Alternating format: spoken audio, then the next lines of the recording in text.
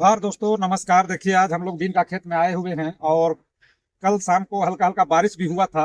और आप देख सकते हैं जो बीन का पौधा है वो बहुत ही अच्छा है। इसको हम लोग कोड़ा पास करने के बाद इसको हम लोग दूसरी बार सिंचाई कर चुके हैं।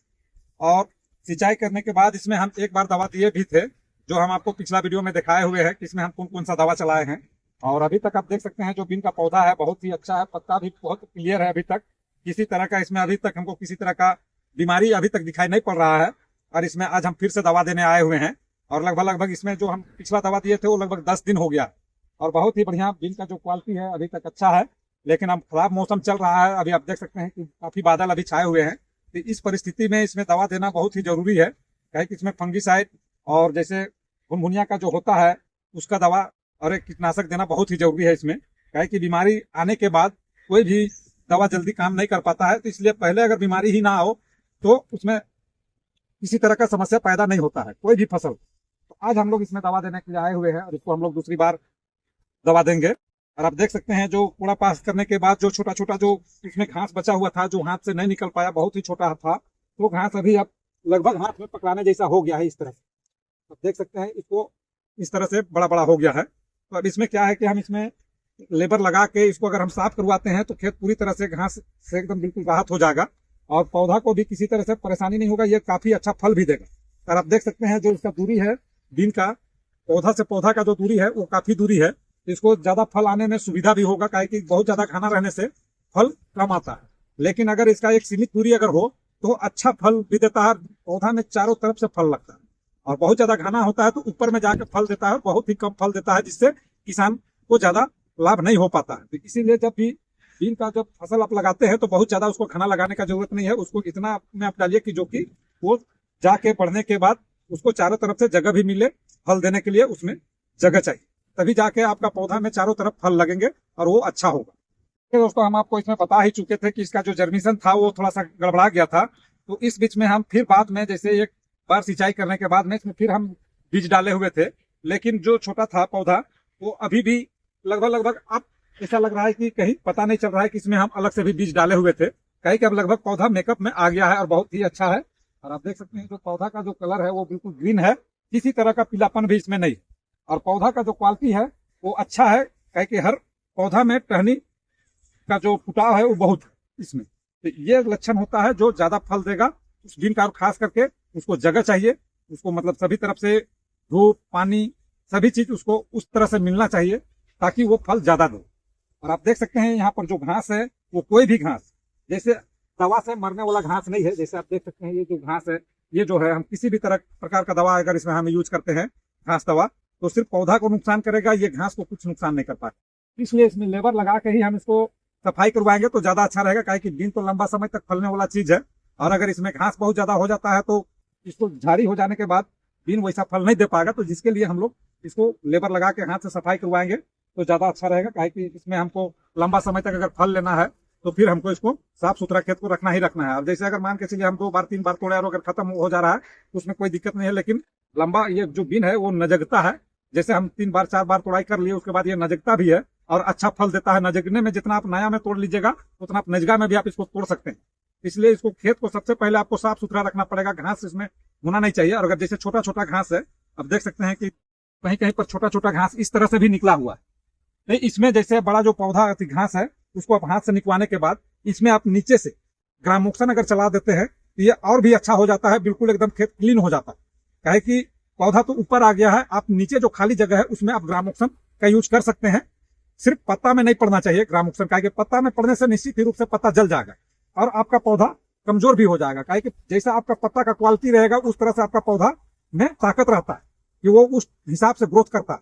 तो इसलिए आपको हमेशा ध्यान देना चाहिए कि जैसे आप दे रहे हैं घास दवा ग्रामोक्सन, अगर बहुत ज्यादा घास है तो आपको नीचे नीचे देना चाहिए ताकि पत्ता में, और खास करके हवा समय नहीं देना चाहिए, कि हवा से भी अगर छिटकता है तो पौधा को नुकसान कर देता है। तो एकदम शांत समय में उसको दीजिए, जो समय की आपका मतलब हवा नहीं चल रहा हो वैसा समय में ग्रामोक्सन को देना चाहिए खास करके। तो आप देख सकते हैं इसमें अब हम लोग देने जा रहे हैं दवा का घोल बनाने जा रहे हैं। तो हम आपको दिखाएंगे कि हम उसमें कौन कौन सा दवा आज हम इसमें दूसरी बार देने जा रहे हैं। और एक बार हम दवा दिए हैं, आप देख सकते हैं कि कहीं कहीं फूल भी आ चुका है, वैसा तो आया नहीं है लेकिन कहीं कहीं फूल आ चुका है पौधा में। लेकिन अब इसमें हम दूसरी बार दवा देने जा रहे हैं आज। तो आज को हम आपको दिखाएंगे इस वीडियो के माध्यम से। कि किस तरह से हम लोग दवा का घोल बना रहे हैं और कौन कौन सा दवा हम लोग इसमें डाल रहे हैं। देखिए दोस्तों, सबसे पहले तो हम 100 लीटर पानी एक ड्राम में हम स्टॉक कर लिए हैं दवा का घोल बनाने के लिए। और हम आपको दवा के बारे में बताते हैं। सबसे पहले देखिए, ये सफायर, हिम सफायर, जो ये कीटनाशक है, इसको अभी हम बीन में मात्र 20 ml के हिसाब से ही देंगे। कहे कि जैसे 20 लीटर पानी में 20 ml यानी 100 ml हम इसमें डालेंगे ये हिम सफायर। कहे कि अभी बहुत ज्यादा कीड़ा का प्रकोप नहीं है, तो इसका जो डोज है हम थोड़ा सा घटा के दे रहे हैं। कहे कि अगर हम अभी ओवर डोज भी इसमें देते हैं तो ये पौधा बनने का समय है, अभी पौधा में ग्रोथ आने का समय है। तो ये दवा जो है ओवर डोज होने से क्या होता है कि पौधा को भी नुकसान पहुंचाता है, पत्ता को मोटा कर देता है, बहुत तरह का चीज होता है, तो जिससे पौधा में ग्रोथ उस टाइप का नहीं आ पाता। तो इसलिए अभी कोई भी दवा आप दे रहे हैं तो हमेशा ध्यान रखना है कि कोई भी दवा को आप ओवर डोज ना दें। और जैसे ये भी होता है कि जैसे आप दवा दे रहे हैं इस प्लॉट में और दवा बच गया तो आप उसको दोहरा भी देते हैं उसी में, वो भी एक तरह से पूरा गलत है, उस तरह से भी नहीं देना चाहिए। और देख लीजिए, ये है हिम सफायर, ये कीटनाशक है। तो पहला चीज को हम दे रहे हैं। दूसरा में हो गया है एसिटामिप्रेट 20% एसपी, ये भी हम दे रहे हैं। ये जो सफेद मक्खी के लिए है, इसको हम दे रहे हैं उसके लिए। और ये देखिए क्रस्ट है अमीडा, ये हम एक जर्किन में यानी 20 लीटर पानी में 2 गो करके इसको डालते हैं हम। और ये खास करके जैसे फूल जो झड़ता है उसको रोकता है बहुत ही अच्छा। आप कहे कि अब इसमें फूल आने का भी समय हो गया है और कहीं कहीं हम आपको बता भी चुके हैं कि फूल भी आ चुका है।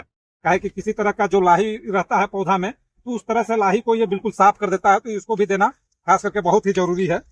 और साथ में टॉनिक की जगह हम दे रहे हैं। देखिए दोस्तों, ये जो है होमी ब्लैक, वो हम इसको अबर लास्ट बार इसमें दे रहे हैं। इसके बाद इसमें भरपूर फूल आ जाएगा तो फिर इसको देना हम बंद कर देंगे। और आप देख सकते हैं, हम आपको पिछला वीडियो में दिखाए भी थे कि हम साथ में इसको दिए हुए थे और पौधा में बहुत ही अच्छा बदलाव आया है, बहुत अच्छा ग्रोथ भी किया है। किसी तरह का कोई तरह का बीमारी भी नहीं है और ग्रोथ में किसी तरह का कमी नहीं। तो आज हम इसको आखिरी बार दे रहे हैं इसमें, इसके बाद इसमें फिर ये नहीं चलेगा।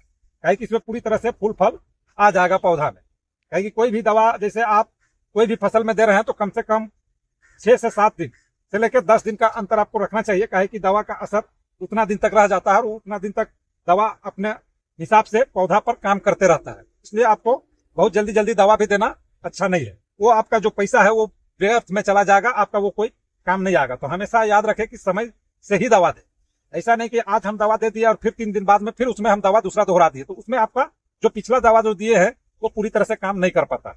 और रह गया दोस्तों, ये देखिए डियोन, हम इसमें डियोन का भी इस बार इसमें दे रहे हैं पौधा में। कहे कि पिछला बार हम डियोन इसमें नहीं दिए हुए थे। और खास करके डियोन तो गर्मी का फसल में दिन में देना ही देना चाहिए।